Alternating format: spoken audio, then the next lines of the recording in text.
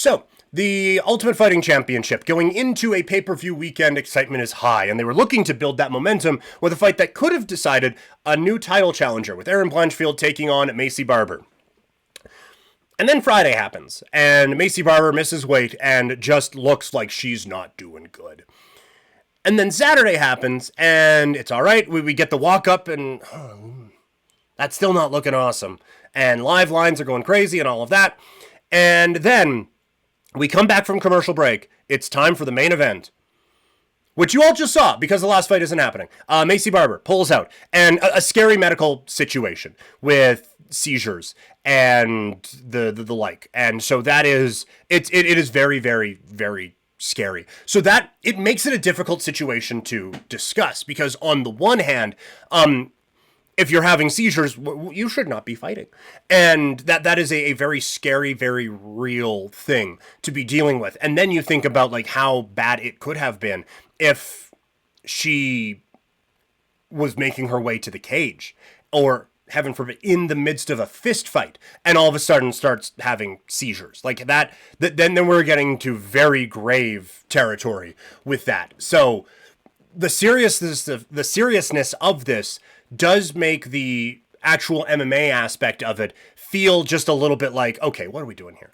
But there are real life things to go along with this as well. The one part of it, and the part that I think is given a lot of UFC fans and MMA fans in general just kind of carte blanche to go nuts on it, is this isn't the first time. I mean, it's the first time it's been this serious, but it's not the first time Barber's missed weight. It's not the first time that she's had to pull out of a fight. It's definitely the latest, but it's not the first time she's had to pull out of a fight. And it was kind of the whole lead up to it, is that, like, you go back 2023, she has a win over Amanda Lemos, and then it's basically a year until she fights in 2024, and now it's basically a year between 2025, but at the 2024 fight, we're like, okay, the girl's figured it out.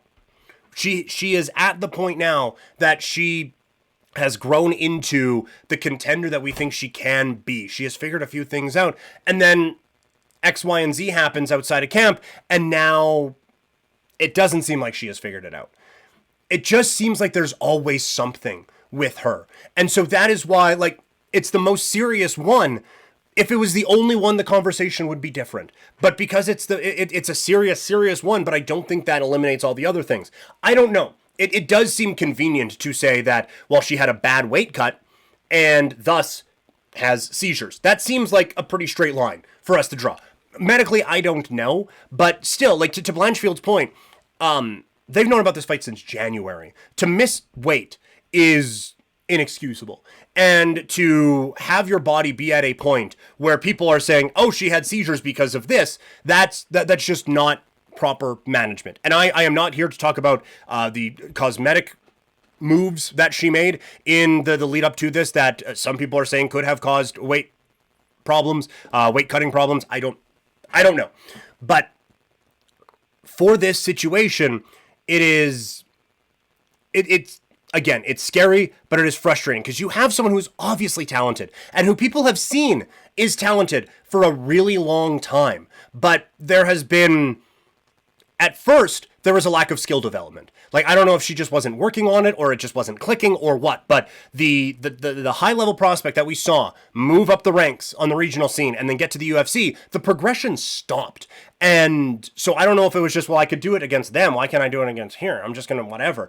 And so you kind of coast and you don't grow into the prospect that you should. But now that you're getting to where you should be, now you're getting in your own way again with different reasons for pulling out of fights, and now a weight cutting problem here on Saturday or on Friday, and then the major issue on Saturday. So it just feels so frustrating because you do like alternate timelines of this. There are a number of them where Maycee Barber is a UFC champion, but just this one, it feels weird to like this person had a seizure and had a very serious medical situation. It feels weird to say, okay, so now get your shit together. But on the other hand, like there are, even if you just block off Saturday, and we just, like we talked about it on 960, I had Spencer Kite on, talking about Barber just after the weigh-ins. It's like, what is happening here? Why are you wasting what you have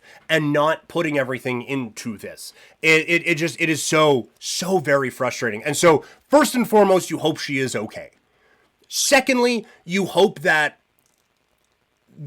once you do get fully okay from this, that this is a bit of a wake-up call. That this is this is serious stuff that we are playing with. So either now I'm moving up, or we need to figure out a real scientific, proven method for this weight cut thing, because I am wasting years of my potential doing this sort of a thing. So you hope that she gets a lot figured out here. For Erin Blanchfield, it sucks, because there was a world here where a dominant performance for her gives her a title opportunity.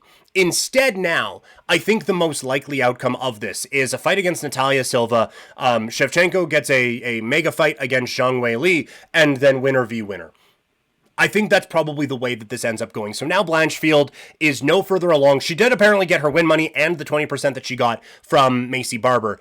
So financially, at least a little bit taken care of. But from a career standpoint, like, if I'm saying Natalia Silva fought a month ago, so they aren't close to being on the same timeline. Like, Blanchfield should be fighting this weekend. But the big fight for her probably now isn't going to happen until Q4 of 2025. And that sucks for Blanchfield, a upcoming prospect in her own right.